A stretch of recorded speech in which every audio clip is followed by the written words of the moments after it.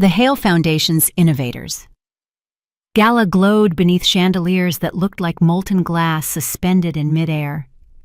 Laughter rose from every table, polished and effortless, the kind of sound wealthy people made when they were certain life would always bend in their direction. I walked in behind my family unnoticed as usual, even though this night was supposed to celebrate visionaries shaping the future. I had no idea the next few minutes would be the moment decades of quiet humiliation snapped in half, triggered not by my voice, but by a red Bloomberg alert that would expose everything I had built far away from their hands, their expectations, and their approval.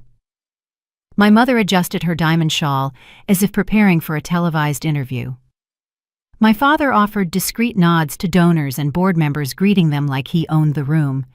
To him, I was simply extra space in the family photo present, but irrelevant.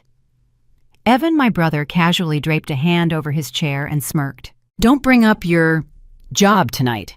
People come here to hear about real achievement," his favorite line.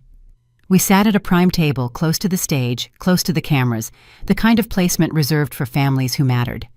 Every other guest seemed radiant, confident, unmistakably part of the world my parents adored. I blended into the background, which for them was ideal. The invisible child never embarrasses anyone. The orchestra shifted into a soft jazz number. Wine circulated. The room warmed with expensive charm. Whenever my father felt the comfort of being admired, cruelty followed with the ease of breathing. He lifted his glass. To Evan, he announced loud enough for nearby tables to turn soon to be a partner at Harrington and Rowe. A true standout. The pause that followed was perfectly crafted, just long enough to signal he had more to say, just long enough for humiliation to bloom. Unlike those who are still living paycheck to paycheck, his eyes slid toward me casual and cutting. A soft ripple of laughter spread around our table. Polite, careful, but unmistakably real. My mother gave a sympathetic grimace that carried no actual sympathy. Evan glanced at me amused. It was the familiar choreography of our household. My father threw the insult, the rest treated it like harmless entertainment, and I absorbed it silently.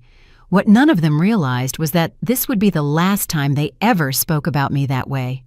The host's voice boomed through the hall. "Ladies and gentlemen, please turn your attention to the main screens for a brief Bloomberg breaking update." My father chuckled. "Maybe this one will mention Evan's firm." My mother touched up her lipstick. "Well, it certainly won't involve Lydia." The ballroom's 8 massive LED screens went dark, then blazed red.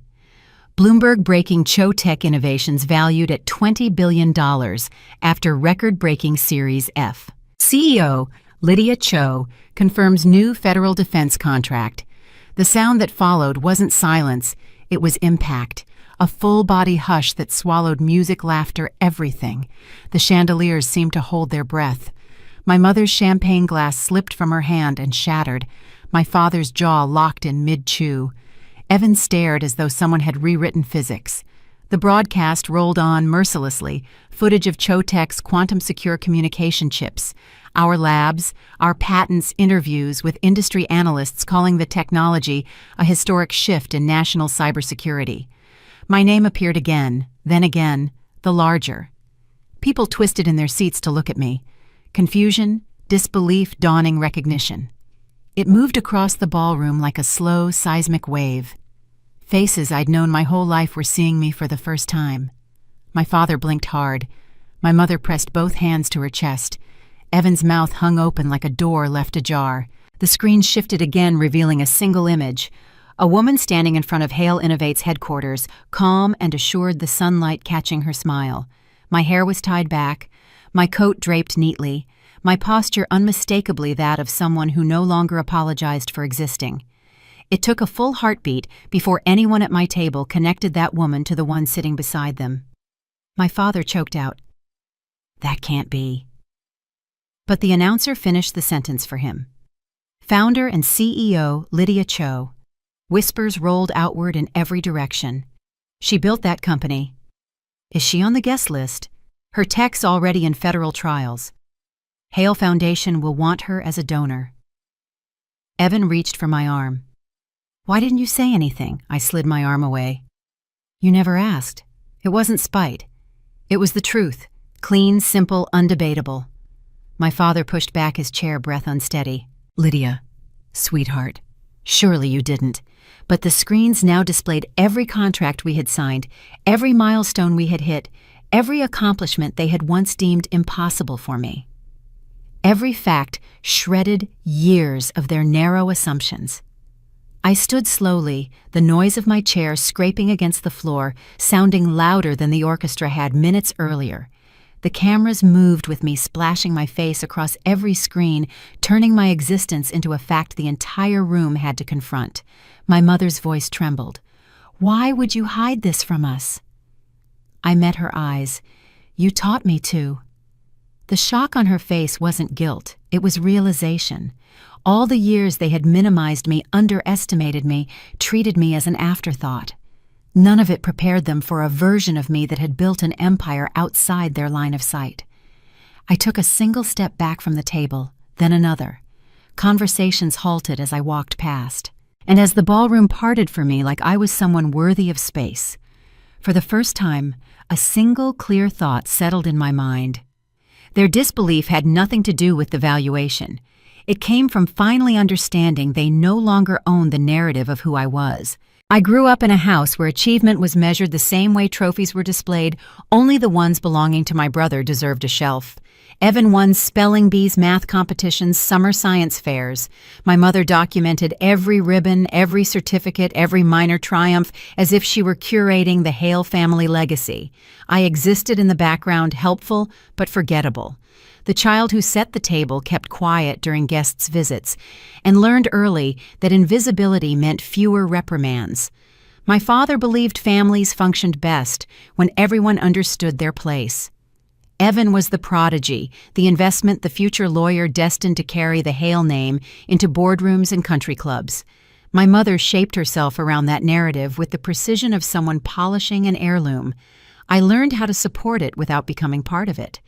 Whenever I tried to show initiative, the reactions from both of them created invisible walls. At 8, I built a small motorized toy car using spare parts from an old radio. My father glanced at it once before tossing it into a donation box. "You don't need to tinker," he said. "Focus on something you can manage." At 11, I tested into an advanced science program. My mother declined the offer on my behalf, saying it conflicted with Evan's weekend activities. At 15, I cracked a coding puzzle Evan struggled with for days. He brushed it off as luck, and my parents accepted that explanation without looking at the puzzle themselves. None of it surprised me. Dismissal became routine long before I learned to name it. High school solidified the dynamic. Evan's path remained a parade of curated accomplishments. My mother hovered over him like a campaign manager, correcting posture, arranging schedules, rehearsing interview answers. Whenever teachers praised my work or offered opportunities, she treated it as a clerical error. "She does fine," she would say. "Nothing exceptional." That phrase shaped the way people spoke to me, including relatives who decided early that talent was a limited resource in the Hale household, and I hadn't inherited enough to matter. College applications became the first arena where I tried to assert myself. My father insisted I choose something practical, meaning fields that supported Evan's future law career, accounting, administration, communications.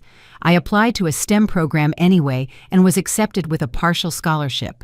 Their disappointment came packaged as concern. "You'll overwhelm yourself," my mother warned. "Stay realistic." The word realistic tasted like a cage, but I swallowed it because fighting back in that house felt pointless. College opened a world they knew nothing about. I discovered people who didn't speak in hierarchies, professors who treated questions seriously, classmates who valued ability instead of pedigree. I found Professor Elias, who ran the university's low-profile hardware lab.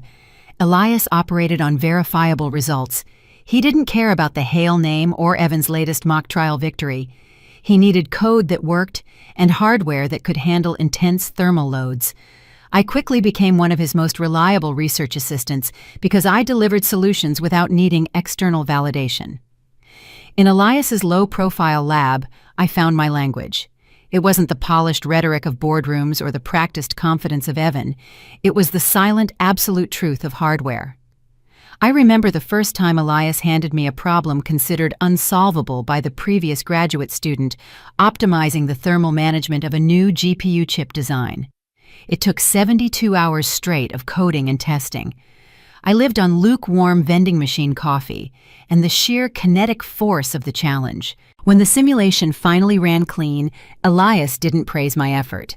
He simply looked at the resulting data, clean, verifiable 15% better than the goal, and said, "This is a solution." That single fact-based acknowledgement was more nourishing than years of my father's empty compliments directed at Evan. In that lab, my value was a quantifiable metric. My gender was irrelevant. My family name held no weight. This was a sanctuary where results were the only currency. While Evan was busy rehearsing his moot court victory speeches and attending mandatory networking dinners, I was busy building something real where every line of code was a silent, unarguable fact proving my competence. That feeling, the quiet certainty of being seen by the code and the data, even if my family remained blind to it, was the engine that drove me forward. I didn't tell my family how well I was doing. Experience taught me that pride invited criticism. I took side jobs tutoring calculus and repairing old laptops to cover what the scholarship didn't. Evan, meanwhile, attended an elite private university, fully funded by our parents, something they described as a necessary investment. When I mentioned needing an extra physics textbook, my mother told me to check thrift stores. Graduation brought no celebration on their end. Evan's commencement was a catered event at the country club. Mine was a short drive home with a lukewarm congratulations from my father, who encouraged me to keep expectations modest. I accepted an entry-level research assistant position at a Boston tech lab. The job wasn't glamorous, but it placed me among people who saw potential instead of limitations. The lab was focused on cryptographic communications, dry, complex, and intensely rigorous work. I learned quickly, stayed late, absorbed everything. My value was measured by the cleanliness of my algorithms and the speed of my debugging, not by my social grace. Nobody called me average. Instead, they gave me projects and asked for solutions to problems that were deemed unsolvable by the previous team. I didn't tell my family the details. Their reactions were predictable anyway. Evan's life continued on rails paved for him. He landed coveted internships, all arranged through my parents' connections. Each phone call home turned into an update on his achievements, followed by a reminder that I should learn from his example. I listened quietly, because pushing back would only reinforce their belief that I was difficult. They didn't ask about my work. They only asked if I was managing. 2 years into the job, my supervisor encouraged me to join a confidential project researching quantum-secure communication frameworks. The offer came with a non-disclosure agreement and a significant pay increase. The project centered on developing a chip that could dynamically map real-time regulatory compliance onto encrypted data streams, a critical high-stakes application for both finance and government infrastructure. It required precise logic and the ability to work under immense unshared pressure. When I told my family I'd be moving closer to the research site, my father said, "You're lucky they're willing to train you. Don't make waves." He assumed I was being supervised closely, never imagining I had earned the position on merit. My mother expressed concern that the work might be too technical, as though complexity was toxic to daughters. My real mentors became Dr. Anya Sharma, the lead cryptographer, and a small circle of engineers who valued clarity over celebrity. They saw my ability to connect the abstract logic of quantum theory to the practical execution of a commercial chip. They spoke the language of verifiable truth. They treated my ideas as assets, not as female curiosities. This was the environment where I found my true ambition. Every milestone became something I learned to celebrate alone. Small wins, breakthroughs, nights of clarity where deep focus turned into elegant solutions, none of it fit into the Hale family's worldview. I stopped sharing anything beyond general updates and polite reassurances. They stopped asking for more. Over time, their version of me hardened into something unrecognizable, dependable, but unremarkable, supportive, but secondary. They saw me as a placeholder in my own life. Work, on the other hand, saw me. My ideas were heard. My code was trusted. My calculations didn't need a male echo to gain approval. I found mentors who didn't treat me like I was borrowing brilliance. I found colleagues who challenged me. I found problems worth solving and people worth learning from. And most importantly, I found my own ambition, not the kind my parents respected, but the kind that reshaped industries. That gap between who I was becoming and who my family imagined me to be widened year by year, quietly, steadily, like a fault line beneath a polished floor. They never noticed the shift because they never looked closely enough to see the person I was turning into. All they saw was the girl they had decided I was long before I learned how to prove them wrong. A hush swept across the hall the instant the Bloomberg alert interrupted the gala's background music. Conversations tripped over themselves, clinking glasses quieted mid-air, and dozens of heads turned toward the massive wall-mounted screens flickering above the stage. The shift felt physical, like the entire room inhaled at once. The headline burned brighter than the gold trim on the curtains. Hale Innovate secures historic government contract. CEO, Lydia Cho's startup, valued at $20 billion. My name hung there like a slap, lighting the room with the kind of shock that doesn't fade quickly. Guests murmured, trying to connect the announcement to the girl they assumed still scraped by on freelance checks. My father froze with his fork, raised the bite, suspended like he'd forgotten how to move. Champagne spilled from my mother's glass as her fingers twitched. Evan muttered something sharp under his breath, eyes narrowing at the screen as if willing the letters to rearrange themselves into someone else's achievement. Even the gala host paused mid-sentence. "Well," he said with an uneasy chuckle, "it seems we've had breaking news." A delay stretched through the room before the applause began, hesitant at first, then more certain, building into a wave that washed across every table except the one at the center of it all. The Hale family table stayed silent. My mother attempted the kind of smile used in magazine spreads, though panic creased her eyes. "This must be some sort of glitch," she whispered. "Bloomberg doesn't just flash things like that out of nowhere." "They do," I said. "When the valuation clears and the contract is public." My father lowered his fork at last. "Explain this," he demanded, quietly, controlled but trembling under the surface. "You were working on an app or a consulting thing, whatever it was. How does this happen overnight?" "It didn't happen overnight," I replied. "You just never asked." His jaw tightened. "Don't get clever." "What is this contract?" "A national infrastructure upgrade," I said. "The chip technology my team built is the backbone of the new secure grid. The government approved the final phase this afternoon." He stared at me for several seconds, digesting words he'd never expected to hear from his daughter. Not the son he groomed, not the heir he invested in me, the one he dismissed at every dinner, every holiday, every chance he got. The room buzzed with shifting curiosity. People who had ignored me an hour earlier now leaned to get a closer look. Cameras subtly repositioned toward our table. Whispers rose from nearby guests. "Is that her?" "The CEO." "The one on the screen." A couple in evening attire approached with wide smiles. "Congratulations," the woman said warmly. "This is extraordinary news. We had no idea you were in tech at this level." My father attempted to regain footing. "Lydia's always had projects," he said stiffly. "Projects," the man repeated with a laugh. "You're too modest. A valuation like this puts her among the top young CEOs in the country. This is monumental." My mother's hand shook again. She slowly set her champagne flute down before it cracked between her fingers. I thanked the couple and watched them drift away, their excitement trailing behind them. When I turned back to the table, Evan's expression had twisted into something sour. "Why didn't you tell us?" he asked. "Why hide this?" "I wasn't hiding," I said. "You just weren't listening," he scoffed. "You think that sounds noble?" "It sounds childish." "What's childish," I answered, "is assuming you're entitled to every chapter of my life." My father leaned forward, lowering his voice into the tone he used for employees he intended to intimidate.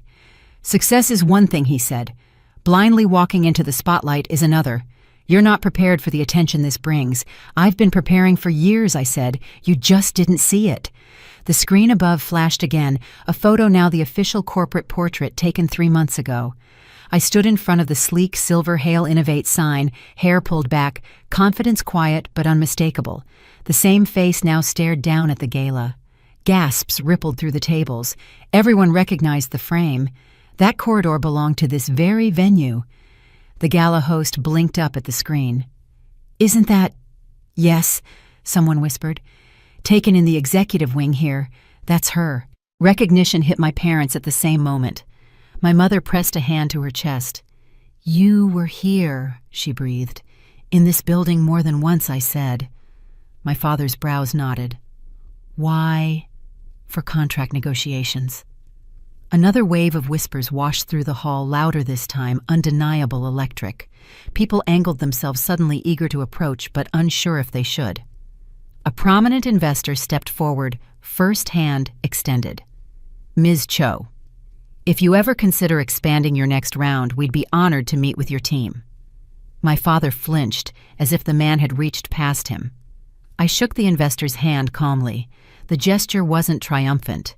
It simply fit the moment, a recognition of the work that had gotten me there. When he left, silence settled over our table again, a silence with weight, with history, with everything unsaid, pressing against the edges. My father finally spoke, each word forced through disbelief. "You built a $20 billion company and didn't think to involve your own family." "I invited you," I said, "just not into a role you're used to. And what role is that supposed to be? A spectator?" He tried to form an argument, but nothing came out. The man who always had answers suddenly had none.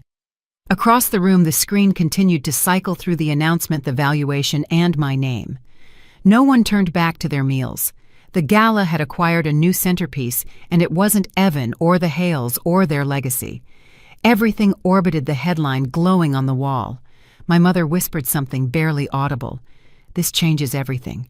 She was wrong. It didn't change anything. It revealed everything. The moment I stood up from the table, the room felt different. Not louder, not brighter, just sharper, like every conversation carried a new edge. People glanced over with curiosity instead of dismissal, and for the first time all evening, my parents didn't know how to position themselves. My mother hurried after me, her heels tapping fast against the floor. "Lydia, stay close," she whispered, adjusting her smile as two donors walked by. "People might misunderstand you if you wander off." She used that word, misunderstand, as if my presence created confusion she needed to manage. I didn't slow down. My father joined us, wearing a smile that didn't reach his eyes. "You've caused quite a stir," he said, his voice holding the sharpness of someone desperately trying to reclaim authority. "A little warning would have been considerate." "There was nothing to warn you about," I replied. "You never asked about my work." Evan caught up, his smile frozen in place for the benefit of onlookers. "You shouldn't have stood up like that," he muttered. "People think you're making a scene." I eased my arm free as he tried to guide me. I didn't storm off. I removed myself from a situation that didn't require my participation. We moved into the periphery of the main hall near the display tables, holding antique maps and rare books intended for auction. The light here was softer, but the surveillance was more intense. I noticed the subtle shift in the body language of the guests. Before the alert, they occupied the space, freely secure in their own status. Now they observed me through the lens of verifiable power. Several people whom I recognized only as faces from my parents' holiday cards checked their phones and then looked back at me, calculating the difference between the daughter they dismissed and the CEO they saw on Bloomberg. Before they could press further, a prominent donor and his wife, the Wilkersons, stepped into our small circle. The donor looked polished, mid-60s, the kind who collected influence without needing to advertise it. He greeted my parents first, then focused on me. "And who might she be?" he asked. Mom answered quickly. "Our daughter. She's visiting for the event." The word visiting landed flatly. He turned to me directly. "What do you do?" Dad let out a soft laugh, trying to minimize the moment. "She's still finding her direction." I met the donor's eyes. He wasn't unkind. He was simply trying to fit me into the lineup of roles he assumed every family displayed. "What's your field?" he asked again, this time more pointed. Dad stepped in a bit too fast. "She's not established yet." The donor's gaze flicked between us. Confusion surfaced, subtle but unmistakable. He studied my parents' faces, then mine again, as if recalculating the hierarchy he'd assumed. "I see," he murmured, though his tone said he didn't. Evan tapped the rim of his glass, trying to reclaim the attention. "She helps out where she can," he offered. "Nothing official yet." The donor's wife joined him, scanning our faces. "Everything all right over here?" she asked. Her husband spoke before anyone else could answer. I asked her what she does, and no one seems willing to let her speak. His tone was observational. Mom stiffened. "That's not true. She's simply private. I asked her," he repeated. Mom's eyes darted toward me. "Say something, Lydia." I shook my head. "No." The donor's wife studied me with quiet clarity. "You don't seem lost," she said. "You seem withheld." My father bristled. "That's quite a suggestion." "No," she replied, still looking at me. "It's an observation. Families usually present their strengths proudly. Yours seems hesitant to present her at all." Mom's breath hitched. Dad's jaw tensed. Evan tried to laugh it away, but the sound fell flat. The donor lifted a hand, gently stopping my father from arguing. Then he looked at me one more time. "What do you call what you do?" "I run a $20 billion technology company," I said. "No defense, no performance, just the fact." The donor held my gaze for a moment, then gave a single nod of acknowledgement. His wife offered a sincere smile. They stepped away, clearly uninterested in more Hale family commentary. The silence they left was less awkward than the silence my family created. It was charged with possibility. My focus drifted away from their faces and onto the logistics of the room.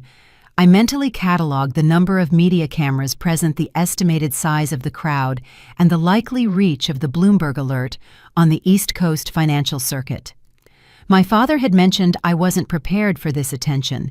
He was correct that I hadn't planned the timing, but he was wrong that I hadn't prepared the facts. Every piece of data, the valuation, the contract, the technology was rigorously built to withstand this exact level of public scrutiny. Before my family could react, a man approached us, someone clearly influential by the way guests stepped aside for him. My father straightened instantly. "Chairman Wexler," he greeted, eager and deferential. The chairman nodded politely, then focused on me. "Ms. Cho, I'd like to speak with you later tonight," he said. "Your work has come up in several discussions." The implication was clear. He wasn't here to speak to my family. My father's expression tightened with confusion and disbelief. My mother's forced smile slipped. Evan's eyes narrowed as though recalculating a formula that suddenly stopped balancing. "Why would he want to talk to you?" Evan asked. "Because he understands the space I work in." "You—" My mother sounded stunned. "He didn't even speak to your father. He didn't need to," I said. Dad exhaled, slow and controlled. "You're misreading this. People here are polite. They'll say anything to make guests feel seen." "He wasn't being polite," I said. "He was being direct." Evan pushed a hand through his hair. "This is getting out of hand. What is you acting like this is normal?" "It is normal," I said. "You just never noticed." I took a moment to absorb the realization settling over their features. It wasn't just shock at the number. It was the dawning awareness that their decades of condescension had been built on a fundamental strategic misjudgment. They had invested time, money, and reputation into one narrative, Evan's path, while completely missing the tectonic shift occurring 2 feet away, my company. This failure wasn't personal. It was a business error measured in billions of dollars and missed influence. Their silence carried disbelief, not acceptance. I didn't argue. I didn't explain.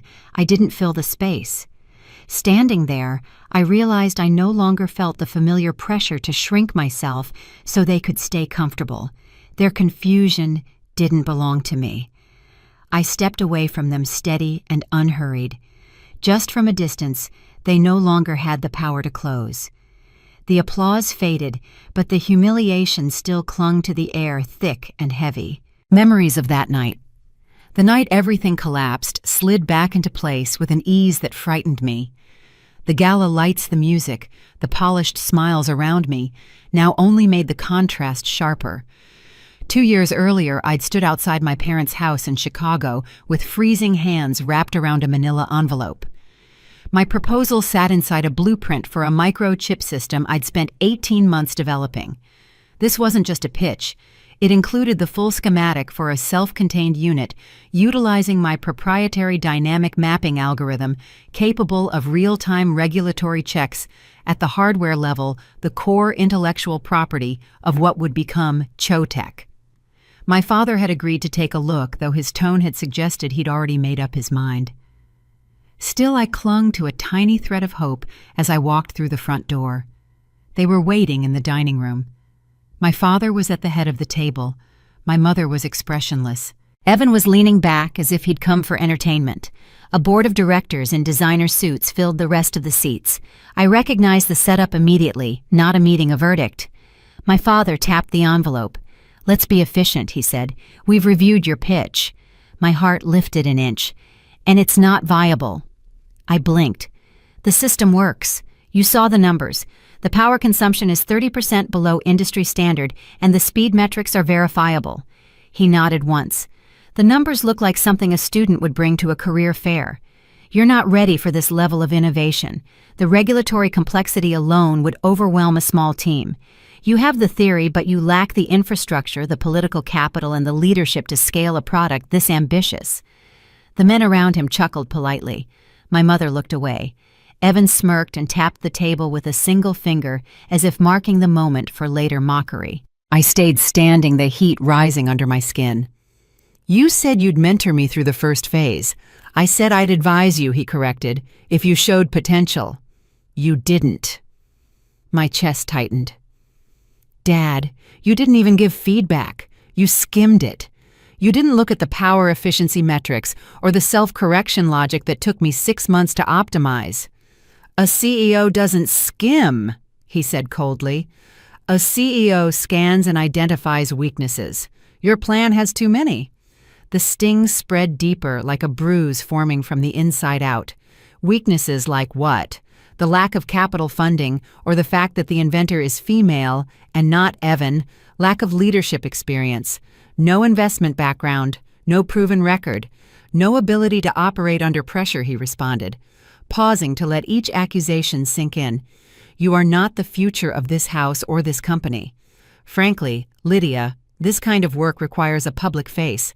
People trust a leader who already operates in these circles." My mother gave a tight nod, as if agreeing was the polite thing to do. He slid another folder across the table.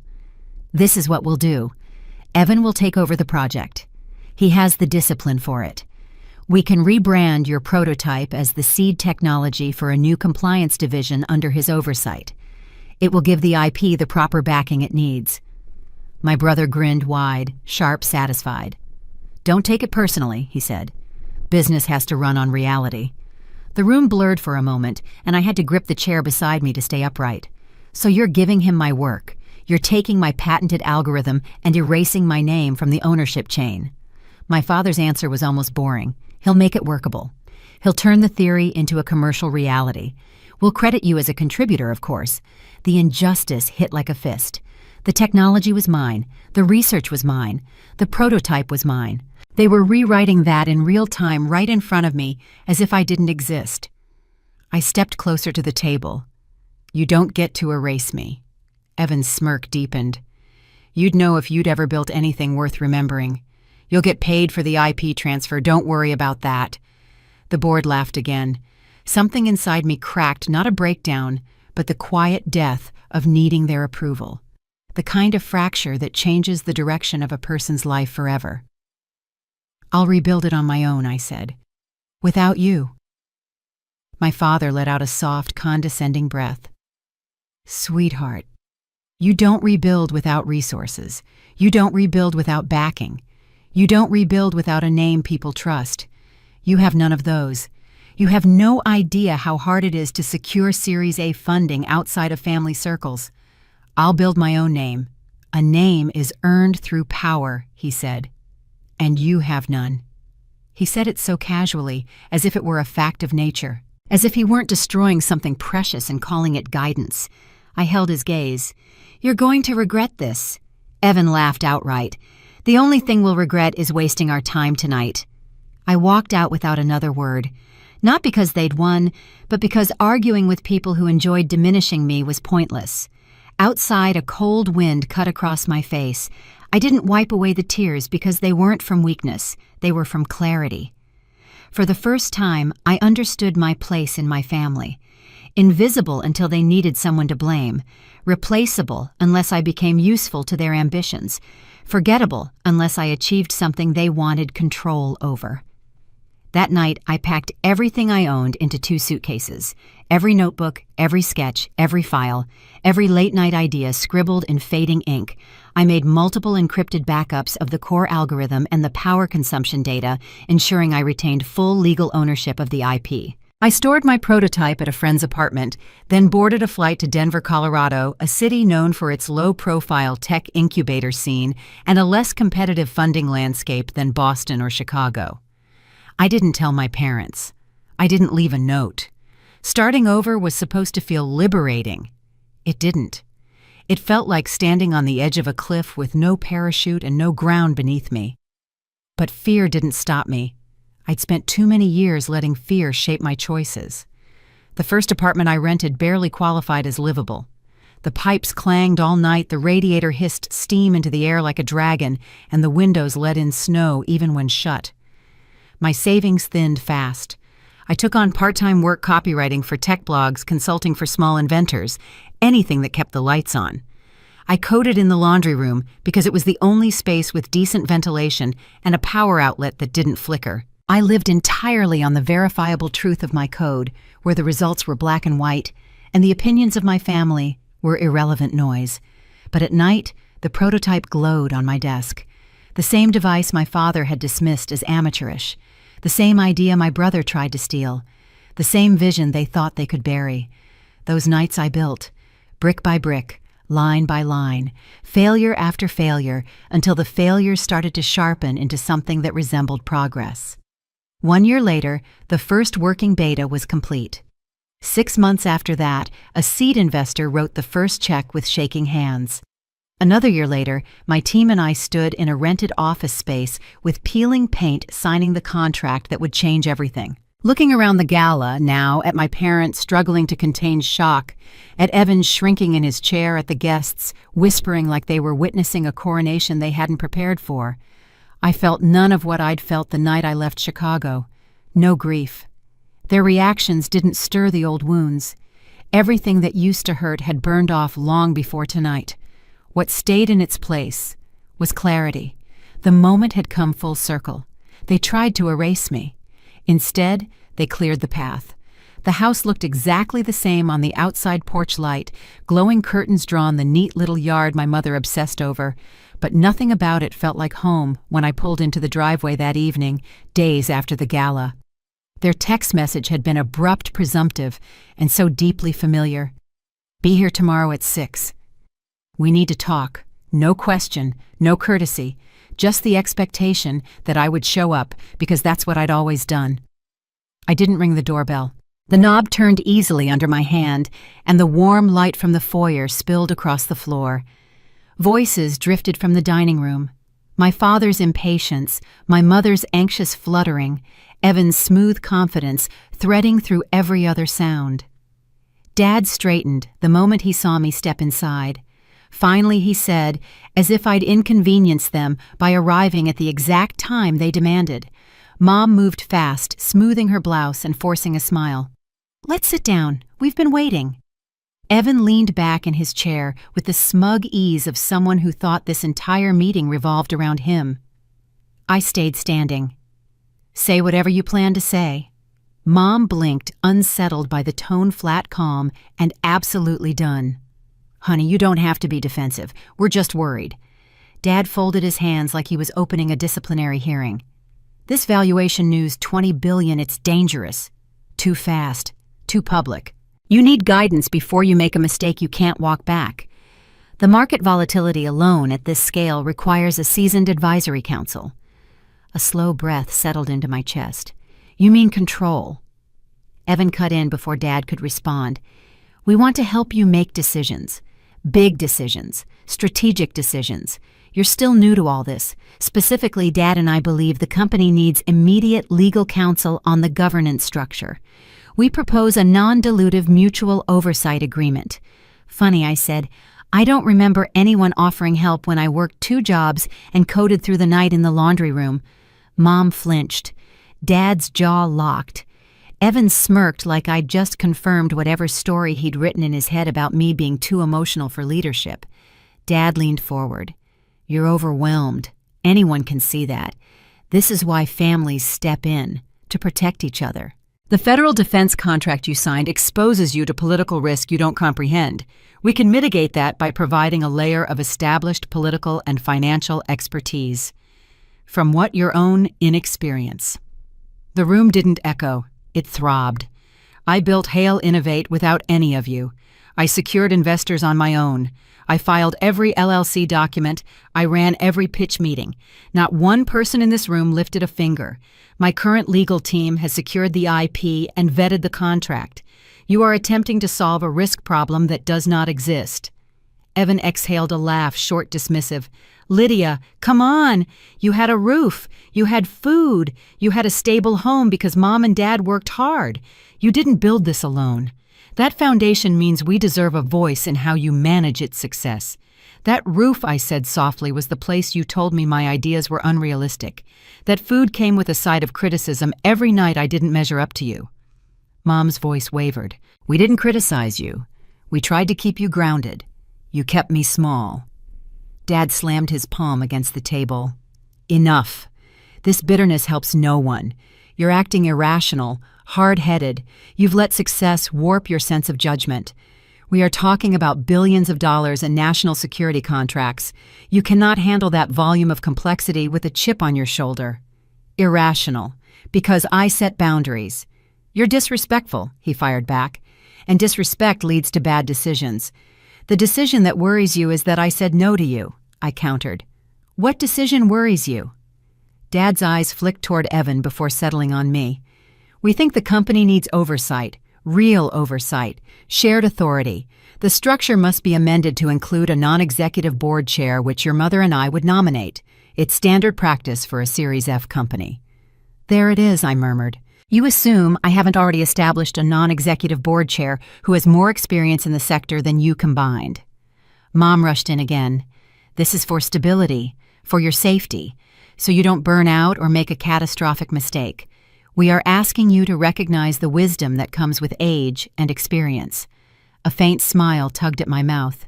Why wasn't anyone this concerned when Evan crashed Dad's car or lost $10,000 gambling in college? Where was the wisdom when he failed the bar exam the first time? Evan's posture stiffened. That's irrelevant. It's extremely relevant. Dad's voice cut the air. Enough dragging your brother. He's trying to help. No, I said. He's trying to inherit a company he didn't build. And the mutual oversight agreement you drafted attempts to bypass my existing fiduciary duties to my shareholders, Mom whispered. That's not fair. Fair. My voice wasn't raised, but everything inside me sharpened. You told me to stop dreaming. You told Evan to go conquer the world. You told me to be grateful. You told Evan he deserved more. I learned the business logic from my shareholders who value performance over pedigree. Silence settled across the table, heavy and undeniable. Dad cleared his throat. This attitude isn't sustainable. You will sit with us, sign a mutual governance agreement, and allow the family to manage risk. A breath left my lungs slowly. No. The word hit harder than any argument. Dad stood. Excuse me. You heard me. Mom pressed her hands together. Lydia, sweetheart, I'm not signing anything. I'm not handing control to anyone. And I'm not pretending this intervention is about my well-being. This is an attempt at a hostile acquisition disguised as family concern. Evan scoffed. You're impossible. I'm independent. Dad's face reddened. If your company collapses, don't crawl back here expecting us to fix it. The Hale name is not a safety net for reckless entrepreneurship. I'd never come back for that. Mom's voice cracked. So you'll just walk away from your family. I'm walking away from the version of my family that only values power when it benefits them. Evan rose from his chair, finger pointed in accusation. So that's it. Now that you're rich, we're beneath you. No, I said, but you're behind me. That's the part you can't accept. You are lagging the industry, not leading it. Mom reached toward me, desperation bleeding into her voice. "Can't we talk about this like adults? I have talked," I said, "for years." Nobody listened. Dad started again, but I cut him off. "You don't get to demand loyalty from someone you taught to doubt herself." I picked up my bag. The weight felt lighter than it ever had in that house. Mom's voice trembled. "Please don't walk out." "That depends." Dad's eyes narrowed. "On what? Whether you treat me like an adult or an asset." They didn't answer because they already knew the truth. A quiet resolve settled through my body. You didn't lose your daughter tonight. You lost your leverage. And with that, I stepped out of the dining room through the front door and into the night air that felt shockingly cool compared to the suffocating heat inside. I reached my car with the calm certainty of someone who'd finally stopped asking for permission to exist. Leaving didn't hurt. Staying had hurt far more. And the silence, their silence as I drove away, said everything they didn't dare say out loud. When I rejoined the Gala crowd, I kept my distance from my parents' table, choosing instead to stand near the stage where the music was louder and the lights were brighter. My mind was still sharp from the confrontation with the Wilkersons and the initial shock. I knew I wouldn't sit through another round of polished insults. Evan found me leaning against a column near the dessert display. He didn't use his normal smooth approach. His movements were agitated, calculated. He had spent years performing as a strategic thinker, and my sudden undeniable success had stripped that pretense. "You're making this harder than it needs to be," he said, his voice low. "Why refuse to sit back down? Dad is furious you're wandering." "I'm not wandering," I replied. "I'm taking space." He scoffed. "You're being childish. This is a family event, not a press conference for your startup."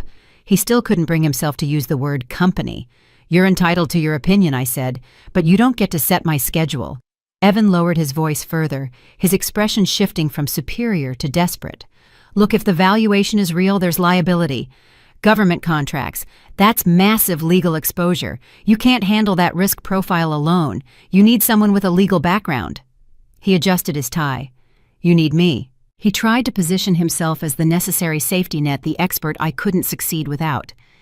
"And what exactly would you be managing, Evan?" I asked. "Compliance risk assessment." "The fact that my platform automates real-time compliance, something your firm will probably pitch in 5 years. His confidence wavered. "You're using technical jargon. You don't understand the larger picture." "What's the larger picture?" "Assuming the company is too complex for me to run, then taking control." He hesitated, then plunged ahead. "We just want to protect the investment, the family name." I looked him directly in the eye. "You didn't invest anything. You tried to take my work 2 years ago and hand it over to yourself. You only see an investment now because it's too big to ignore." The statement hit him squarely. His face hardened. He tried to speak, but the words caught. I pressed the advantage not out of spite, but for clarity. "Do you remember when you tried to dismiss my coding puzzle as luck in high school? Or when you accepted a full scholarship to your Ivy League school and told me I should be grateful for thrift store textbooks?" He glared. "That's irrelevant history. It's extremely relevant," I said, keeping my voice calm. "Every step of my life you convinced yourself that your success was earned through merit and mine was either lucky or non-existent. You always positioned yourself to supervise my potential." "That's not fair," he muttered. "We were encouraging you." "You weren't encouraging me, Evan. You were simply managing my expectations to protect your own narrative." I corrected, my voice calm but absolute. "You built your career on the foundation Dad provided, on prestige, on networking, on the Hale name. I had to build mine on verifiable data, on code that worked, and on problems that only I could solve." I stepped closer, maintaining the physical space that now separated us in status.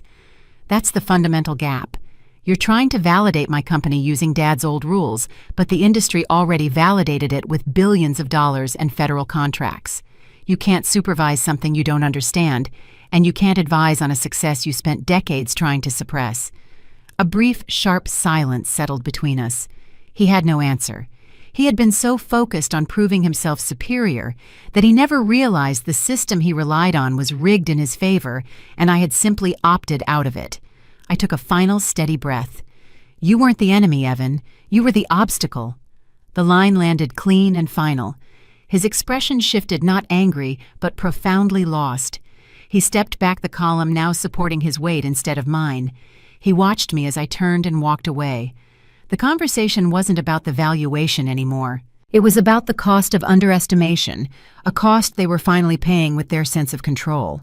My father insisted on making pancakes that morning, even though he flipped them with the same distracted focus he used whenever he tried to fix something he didn't understand. The dining table felt smaller than usual. No gala lights, no orchestra, no polished strangers brushing past us. Just 4 chairs, a bottle of maple syrup, and a family trying to pretend nothing had shifted. The silence had a weight to it, something new, something cautious. My mother kept straightening the napkins. Evan scrolled his phone, but wasn't actually reading anything. My father finally broke the quiet. The $20 billion valuation, he said, stirring his coffee. Though he'd already added sugar, these markets swing all the time. Tech companies get inflated. It's normal. You know as well as I do that a Series F round often includes a hype factor to justify the investor exit strategy. He didn't sound angry. He sounded like a man trying to reassure himself. My mother nodded, quick and nervous. Exactly. Remember that scooter company that was worth billions and then went bankrupt? These things happen. Investors get excited. Evan leaned back in his chair. And a lot of AI companies juice numbers to look good for rounds. It's the playbook. I spent the morning running comps. If your EBITDA projections are realistic, the valuation might hold, but I doubt your burn rate is under control. He tossed his phone onto the table. Valuation doesn't mean profit. People forget that. I watched them talk circles around the same idea. If they framed my company as temporary or unstable, the world would make sense again. Chotech isn't a scooter company, I said. And we don't inflate metrics. Our revenue model is based on long-term government SaaS agreements, not consumer adoption. My father raised a brow. You don't know what investors do behind the scenes, Lydia. You don't understand the pressure they put on founders to deliver unrealistic growth. Dad, I said I negotiated every round. I set the growth ceiling based on our current chip fabrication capacity and our R&D spend. I rejected 2 offers that demanded a higher growth rate because it was unsustainable. He blinked as if the thought hadn't occurred to him. My mother folded her napkin again and again. What exactly does Chotech even sell? I still don't understand why they kept saying your platform was mission critical.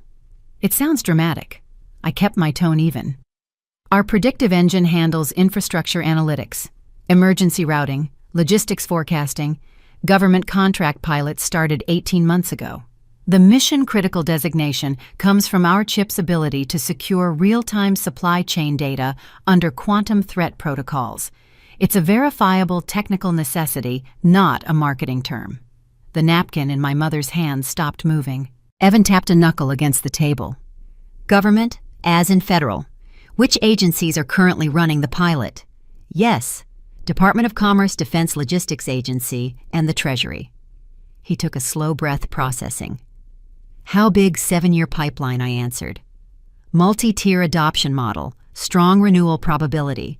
The initial contract alone is structured to cover full operational costs for the next 3 quarters.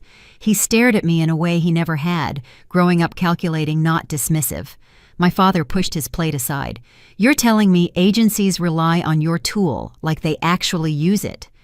If they rely on your technology for logistics, that means a failure on your end could have national security implications. They do.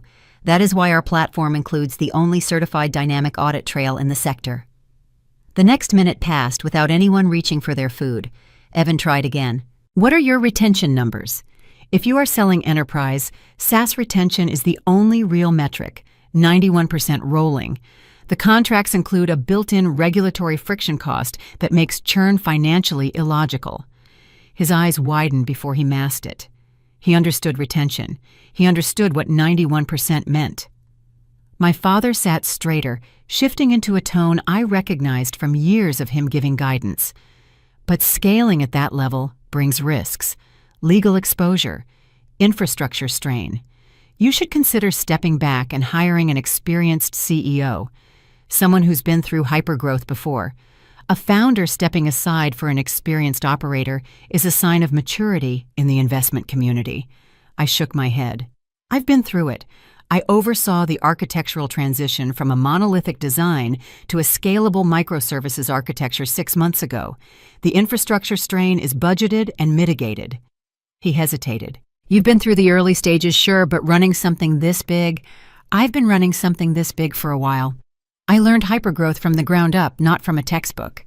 He fell quiet again. Evan drummed his fingers against his knee, processing the implications. If the valuation holds, he muttered, you'll move into enterprise dominance within 2 years. The political exposure alone will put you in direct contact with congressional committees. I nodded once. That was the accurate timeline. He swallowed, and I saw the realization settle. He had misread the entire field market trajectory, industry direction, and most of all me. My phone buzzed on the table. An email notification slid across the screen. U.S. Department of Commerce Roundtable Invitation, Critical Infrastructure and Emerging Tech. My mother leaned forward without meaning to. Is that normal? She asked. Agencies reaching out like that, is that a meeting about procurement? It's normal for companies leading a niche. It's an advisory panel meeting. They want to know the future of the sector, and they want my input. The room shifted. Not dramatically, not explosively, just enough for everyone to register that this world, the world I operated in, did not resemble the one they assumed I occupied. Evan broke the silence. So when people said you were one of the top founders to watch, that wasn't hype. You actually lead the discourse in this technical space. I looked at him. It was accurate. He nodded slowly, absorbing more than he said. My father leaned forward. If this continues, you'll influence policy. That kind of influence is not something we can ignore. It affects everything. We already do. Another silence edged in, but this one wasn't hostile. It was the quiet of people recalibrating. People realizing their assumptions were outdated. People who had underestimated the wrong person for too long. I stood from the table. I need to get to a meeting, I said. No one stopped me. No one instructed me. No one corrected me. My father simply nodded once, a gesture stripped of pride or condescension, just acknowledgement. I took my coat from the chair. We'll talk later. My mother blinked, still processing everything she had heard. Evan looked at me with something close to respect. I stepped toward the door, and the room remained still behind me. The dynamic had changed. Their understanding had changed. Nothing dramatic, nothing loud, just the first time they saw the gap between the story they believed and the reality I lived. Clarity didn't need permission. It only needed truth. The gala continued behind me, but I did not need the room anymore. I needed focus. I walked outside, crossed the valet circle, and entered the car I had hired for the night. Inside the cabin, the world narrowed to a dim dashboard and the quiet structure I had built for years. I opened my laptop. The dashboard loaded instantly. Metrics appeared in clear block server load latency and incoming traffic. Each value stayed within the expected range. Chotek's internal console loaded immediately, displaying real-time indicators. Server load 63%. Traffic increase from the Bloomberg alert rising but controlled. Compliance engine latency under 22 milliseconds. Everything remained stable. A message appeared from the Chief Technology Officer. The spike is steady. I'm adjusting the autoscaler to handle projected overnight flow. The system is holding. The tone was brief and efficient. It was the language I relied on. My phone vibrated with a steady stream of notifications, partnership requests, interview invitations, and 2 panel requests from conferences I had once watched through live streams. A senior official from the Department of Commerce requested a briefing as soon as possible. None of it altered my pulse. The system performed as designed. The work was held. Another message arrived from our largest enterprise client. We saw the coverage. We want to accelerate Phase 3. Can we meet Monday? I replied. I will schedule it. Phase 3 is feasible with a 2-week preparation window. No hype, no performance, only action.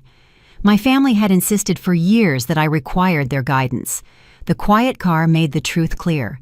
My competence did not depend on their belief. I reviewed the regulatory queue next. 43 pending items, 9 marked urgent. I opened the first request and inquiry from the Department of the Treasury about cross-border compliance mapping. The task was straightforward. I drafted a response describing the encryption chain, attached the validated audit, and forwarded the packet to my policy team. Decision, execution, documentation. This rhythm defined my actual life, the one none of them had ever attempted to understand. Another email entered my inbox. From the Dean of Hale University, subject invitation to keynote our winter forum. Under it was a message from 2 years earlier, the same dean declining my offer to guest lecture. His explanation stated that undergraduate-level coding insights are not suitable for our graduate program. He had copied his assistant by accident. I archived the message without comment. The new tone was urgent. We believe your work represents the future of secure systems. Our faculty would be honored to hear from you. I replied with one sentence, I am unavailable this season. Next year may be possible. Not revenge, prioritization. The car remained warm. A light drizzle touched the windshield. I looked outside for a moment, observing the city's lights without attaching meaning to them. They simply existed. This was the first night in years when my thoughts were not shaped by arguments, dismissals, or expectations. There was no father interrupting me. There was no brother offering unsolicited advice. There was no mother reducing my work to a hobby. My decisions were direct. My direction belonged to me. A new notification arrived from the chief executive officer of a Fortune 100 company. 3 years ago, he had rejected my pitch and dismissed my chip prototype as a niche experiment. Now he wanted immediate onboarding. I reviewed the request, checked system capacity, evaluated potential strain, and forwarded it to legal with a note draft terms with a premium rate clause. No exclusivity. My younger self would have felt vindicated. My current self felt nothing except clarity. I closed the laptop and stayed still. The light from the street reflected faintly on the car window, diffuse and quiet. I did not crave applause or recognition. The functionality of the system was enough. It had always been enough. My independence was not an act of rebellion. It was a structure I had built deliberately, task by task, choice by choice. I checked the time. Midnight. My parents probably noticed my absence at the table, but they understood that calling me would not change anything. Their opinions no longer influenced the work in front of me. I instructed the driver to take me home. When I entered my apartment, a quiet loft overlooking the river, I placed my laptop on the counter and poured a glass of water. The silence filled the room in a steady, unobtrusive way. There were no footsteps and no demands, only me and the company I had built. Before going to bed, I opened one final dashboard, the 7-year growth projection. The graph rose in a clear upward line. There was nothing else to interpret. The data spoke clearly. I turned off the lights and let the room settle. I did not feel triumphant or emotional. I felt grounded. Tonight was not a victory, it was operation, and that was enough. I arrived at my parents' house the next evening without expecting a particular outcome. The porch light was on. My mother opened the door without her usual enthusiasm. "Dinner is ready," she said. Her tone was neutral. The dining table had 3 plates and nothing else. No decorations, no attempts to create an impression. It looked like a meal, not a performance. I sat down. They followed. My father spoke first. I watched the interview from start to finish. "Your explanation of the system architecture was clear. I understood why the contract was approved. This was acknowledgement, not flattery." My mother rested her hands on the table. "People called the house today. Reporters, old colleagues, relatives. We told them we would not comment. This was the first time they treated my work as something that belonged to me." My father shifted slightly. "You presented ideas for years. We dismissed them." "That was a mistake." His voice stayed steady. He was not trying to defend old choices. "You didn't fail in those early attempts," he continued. "We failed to evaluate them properly." I kept my tone direct. "I'm not trying to correct the past. I only want accuracy going forward." My mother nodded. "We understand. We won't try to redirect you again." "That is necessary," I said. The room stayed quiet for a few seconds. Not uncomfortable, just clear. After dinner, we moved to the sitting room. No one tried to create small talk. They waited. "What is next for the company?" my father asked. expansion into additional regions, strengthening policy partnerships, funding a research program for university labs. He processed this without judgment. You have the structure for it. I do. The Foundation's board asked if I wanted to release a statement about the valuation, he said. I declined. Why? It is your achievement. If I commented, it would imply ownership. This answer was straightforward. It matched the tone of the evening. When it was time to leave, he walked me to the door. You did not have to speak with us again, he said. You chose to. I wanted to establish new terms, I replied, not repair old ones. That is reasonable. My mother placed a scarf around my neck. Drive safely, she said. No added instructions. I stepped outside. The air was cold, and the quiet was consistent. This time it felt like we were operating on defined boundaries rather than old assumptions. The distance was intentional, not emotional. It gave each of us room to move without repeating what had already failed. When I returned to my apartment, the lobby was empty. The doorman handed me a small package without a sender listed. Inside was a framed printout of the Bloomberg alert from the Gala. A short, handwritten line from my father sat below it. You earned the space you have now. Keep using it. Dad. I set the frame on the entry table. It was not decoration. It served as a record of the moment the dynamic finally changed. My phone vibrated once. A message from Evan read, "Tonight was real. I am trying." I answered with a direct line, "I am trying as well." No analysis, no justification, only confirmation that we were adjusting. Before going to bed, I prepared a sentence for the Foundation's newsletter. Progress is the decision to continue. I closed the laptop, turned off the lights, and went to sleep as someone who no longer needed approval to move forward. I arrived at the office before 7 in the morning. The building was quiet. The city was still waking up. I walked straight to the conference room without stopping for coffee or conversation. The chief technology officer opened the meeting. Server load remained stable overnight. The system handled the new traffic without reaching any limits. Good, I said. Prioritize the enterprise accounts. Move the non-essential sign-ups to next week. The policy director added, the Department of Commerce wants a briefing. The Defense Logistics Agency wants an audit. The Department of the Treasury is asking for clarification on the new compliance layer. Schedule the audit first, I replied. Their team works faster when we give them a clear starting point. The strategist noted the instruction. I will block Thursday for it. We moved to product updates. The hardware timeline was tight but still viable. The encryption team requested an additional budget for testing. I approved it. Delayed testing creates more operational risk than the additional cost. At 9 o'clock, a logistics corporation joined through a video call. Their chief operating officer spoke directly. We are ready to finalize the 7-year contract, he said. We need assurance that your system will not disrupt our legacy infrastructure. It will not, I answered. We will deploy a compatibility layer within 6 weeks. That timeline works, he replied. The documents were exchanged. I reviewed the contract, adjusted one clause, and signed it.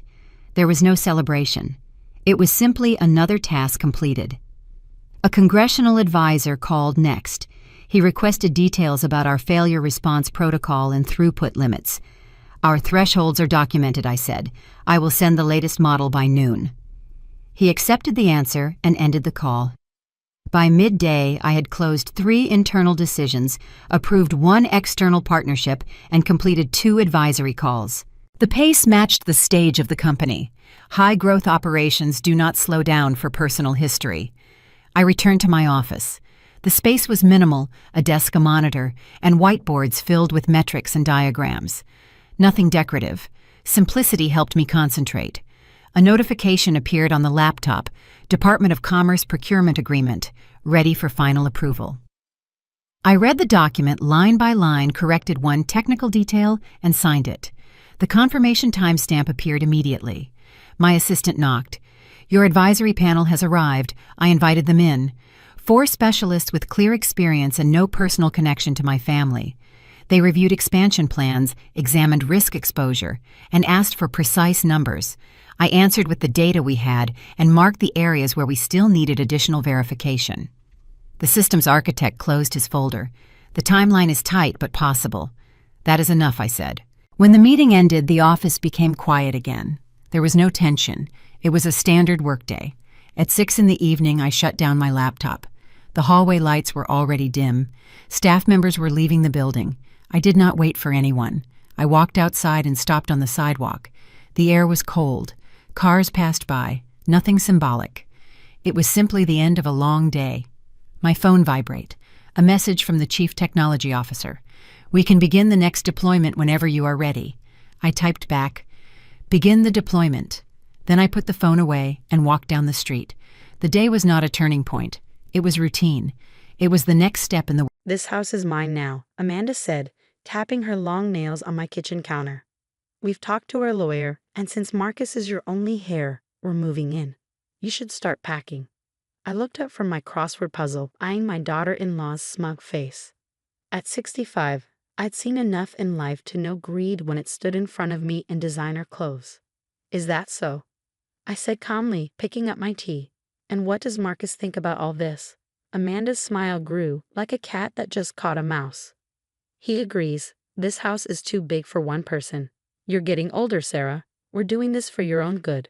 I gently placed my cup down, thinking of the day my late husband James and I first stepped into this house, 30 years ago. We'd raised Marcus here, turned every room into a memory. Even though James had been gone 5 years, I still felt him in the garden he planted, the stairs he fixed, the stained glass windows he loved. "The deed," I said, opening a drawer beside me. "You should read it before you start planning your new curtains." Amanda frowned. "What about it?" "This house belongs to the family." "Exactly." I slid the paper toward her. "Take a close look, especially at the part about the historical society." She read it, her smile fading. This can't be right. The house is protected, and you're the head of the board." "For the last 3 years," I said, sipping my tea, "James and I set this up before he died. No one can force me to leave or change anything here without approval. This house is part of the city's history now." Amanda's face turned red. "But Marcus is your son, your only child. And I'm protecting our home," I replied, standing up. "James and I didn't just build a house. We built a legacy." She gripped the deed so tightly her knuckles turned white. "Marcus won't let this stand. When he finds out..." "When I find out what?" Marcus asked, walking into the kitchen. "What's going on?" Amanda quickly turned sweet. "Your mother's being unreasonable. She gave the house to some historical group instead of keeping it in the family." Marcus looked confused. "Mom, is that true?"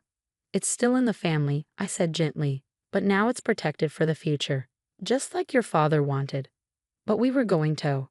Amanda began, but Marcus cut her off. "Going to do what?" "You told me Mom needed help with the house. You didn't say anything about taking it." Amanda said nothing. I almost felt bad for her. Almost. "Your father and I thought this through, Marcus," I said. "This house is where you grew up. It's full of stories, memories. It's the fireplace where you hung your Christmas stocking, the window where you used to read, the garden where your dad showed you the stars." Marcus's eyes softened. Then a hint of guilt showed up too. "Mom, I didn't know. I'd never agree to this if I had." "I know, sweetheart," I said.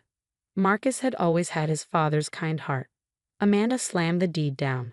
"This isn't over. There has to be a way to fight this." I calmly put the deed back in the drawer. "You're welcome to try. But maybe check who's on the legal team for the Historical Society first. Isn't your father part of it, Amanda? I'm sure he'd be very interested to hear your plans for one of the city's landmarks." Her face turned pale. Her own father had helped us set this up years ago. "You planned this," she whispered. "I planned to protect my home," I said. "You planned to take it from someone you thought was weak." Marcus put a hand on my shoulder. "I'm sorry, Mom. I should have seen this coming." "It's all right," I said. "But you two need to talk about your future, in your own house." They left, Amanda stomping out, Marcus trailing behind. I went back to my crossword puzzle. The house creaked around me, peaceful and warm. Outside, the wind chimes James hung in the garden tinkled softly. "Well, my love," I said into the quiet kitchen, "I think that went just as we hoped." The next morning, Amanda sent a flood of angry texts. Some were threats, others were fake apologies. I read them while tending to James's roses in the garden. Their scent filled the air and helped me stay calm. "You're tearing this family apart," one message said. "Marcus is devastated." But I didn't believe that. I'd seen Marcus's face yesterday, not heartbroken, just finally seeing things clearly. Sometimes, loving your children means letting them figure things out on their own. The garden gate creaked, and I looked up to see my sister Eleanor walking toward me. She looked worried. "I saw Marcus at the grocery store," she said as she sat down beside me. "He looked awful." "What's going on?" I set my gardening tools aside and sighed. Eleanor had been my support ever since James passed away.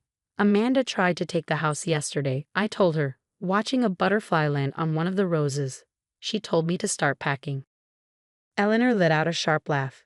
"Did you show her the deed?" "I did," I said, smiling at the memory of Amanda's shocked face. "But I'm worried about Marcus. He didn't know what she was planning." "He's always been too trusting," Eleanor said gently. "Just like James." We sat in silence for a while, watching the butterflies. The house stood behind us, peaceful and strong, just like it had always been. "She's not going to give up," Eleanor said after a while. "Amanda isn't the type." "I know," I replied. "That's why I called the Historical Society this morning. We're having an emergency meeting tomorrow to talk about strengthening the house's protection." Eleanor smiled. "You're always a few steps ahead." James would be proud. The rest of the day was quiet, but in the evening, the doorbell rang. I looked through the stained glass panels and saw Marcus standing alone on the porch. "Hi, Mom," he said when I opened the door. He looked tired and uncertain. "Can we talk?" I led him into the kitchen, the heart of the home. I made tea, James's favorite blend, and Marcus sat at the counter, running his fingers along the old wooden edge like he used to as a child. "Amanda and I had a big fight last night," he said after a moment. "She said some things about you and about the house. I didn't know she felt that way." I set the mug in front of him. His hands were shaking a little. "People show us who they are," I said gently. "Sometimes we just don't want to see it." "She called you manipulative, said you planned all this to keep control." He looked up at me. "But that's not true, is it? This was Dad's dream too." Tears filled my eyes. "Your father loved this house, not just for what it was, but for what it stood for. Family, history, a place to come home to. When he got sick, protecting it became our last project together." Marcus looked around the kitchen at the old copper pots, the AGA stove, the window seat where he used to do homework. "I remember Dad teaching me about the wood in these cabinets," he said. "Amanda wants to rip them out and put in something modern." "And what do you want, Marcus?" I asked. He didn't answer right away. He held his tea in thought. "I want to understand why I didn't see this sooner. Why I let her convince me that changing everything was the same as improving it." "Love can blind us," I said softly. "Your dad and I had to remind each other sometimes what really mattered." "She's talking about divorce," he whispered. "She says I'm choosing a house over her." I reached out and held his hand. It looked just like James's now, strong, worn, with the same little scar on his thumb from when he was young. "It's not about choosing a house," I said. "It's about respecting what matters to the people we love. Your father spent hours fixing this place, not because he loved old houses, but because I did." Marcus squeezed my hand. I saw the truth hit him. "And Amanda wants to tear it all down just because she didn't get her way." "You have to see that for yourself," I said. "No one could tell you." He stood up and hugged me tight, like he did when he was little. "I'm sorry, Ma. I should have understood sooner." "You do now," I said. "That's what matters." When he pulled back, there was something new in his eyes, strength, clarity, purpose. "I should go," he said. "Amanda and I have a lot to talk about." I walked him to the door. The stained glass cast soft colors on his face. "This will always be your home, Marcus," I said. "That's what your father and I wanted most." He smiled, really smiled. "I know, Mom. I finally know." As I watched him walk through the garden gate, past the roses James had planted, I felt a quiet presence beside me. "We did good, my love," I whispered. "We did good." 3 months passed, each day bringing subtle changes. Marcus moved out of this house with Amanda, taking only what he brought into the marriage. He didn't tell me where he was staying at first, but Eleanor let slip that he rented a small apartment near the university where he taught. Amanda, true to form, didn't go quietly. She tried everything, threatening legal action, spreading rumors in our social circle, even attempting to contact the Historical Society board members directly. But like many bullies faced with firm boundaries, she eventually ran out of steam. One crisp autumn morning, as I was organizing old photographs in the library, the doorbell chimed. Through the wavered glass, I saw Marcus standing there, looking more like himself than he had in years. "I signed the divorce papers today," he said as I let him in. He didn't sound sad, just relieved. "It's finally over." I led him to the library where afternoon sunlight streamed through the bay window, illuminating dozens of photos spread across James' old desk. Marcus picked one up, himself at about 7, sitting on his father's shoulders as they worked on restoring the front porch. "I remember this day," he said softly. "Dad let me hold the paintbrush by myself for the first time. I got more paint on us than the railing." He didn't mind one bit. I smiled, remembering James's laughter as paint dripped down his neck. "He said it was worth it to see how proud you were." Marcus set the photo down carefully, then turned to face me. "I've been thinking, Mom, about the house, about everything you and Dad built here." He took a deep breath. "I want to learn. About preservation, about the history, all of it." My heart swelled. "Your father would love that." "Actually," Marcus continued, a familiar gleam in his eye, "I already started. I've been taking workshops at the Historical Society, learning about Victorian architecture. They're looking for new board members, and I thought—" I pulled him into a hug, cutting off his words. Over his shoulder, I could see James's favorite reading chair, where he used to sit and dream up new projects for the house. Our son was finally ready to carry on his legacy, not out of obligation, but genuine love. The next few months brought changes I never expected. Marcus threw himself into learning everything about historical preservation, spending weekends helping me with house projects just like he used to do with his father. We restored the back garden together, uncovering paths James had laid decades ago. The Historical Society welcomed him warmly, especially when they realized he shared his father's passion for preservation. He brought fresh ideas to the board, suggesting educational programs for local schools and community outreach events. One evening, as we sat in the garden watching the sunset paint the old house in shades of gold, Marcus turned to me with a thoughtful expression. "You know, Mom, I understand now why you and Dad protected this place the way you did. It's not just about the house itself. It's about preserving something meaningful, something that tells our family's story." I reached over and squeezed his hand. "That's exactly what your father used to say." "I heard Amanda got engaged," he said after a moment, "to some developer who specializes in modern high-rises. Are you okay?" I asked gently. He smiled, genuine and warm. "Better than okay. I'm exactly where I should be." Looking at him then, I saw so much of James, the quiet strength, the gentle heart, the appreciation for things that carry meaning beyond their surface value. But I also saw something uniquely Marcus, a wisdom earned through learning from his mistakes. Later that night, after Marcus left, I stood in the entrance hall, taking in the house that had sheltered so many chapters of our family's story. The original woodwork still gleamed, testament to James's careful restoration. The stained glass cast familiar patterns on the floor, unchanged by time or circumstance. "You were right all along, my love," I whispered to James's presence that always seemed strongest in these quiet moments. Our son just needed time to find his way home. As if in response, a warm breeze carried the scent of roses through the open window. James' roses, now tended by his son's hands. Some things change, I realized, but the things that matter most remain, growing stronger with each generation that chooses to preserve them. In the end, what Amanda never understood was that this house was never just about property or possession. It was about legacy, about family, about the stories we choose to protect and pass on. Marcus understood that now, and in doing so, he found not just his inheritance, but his true home.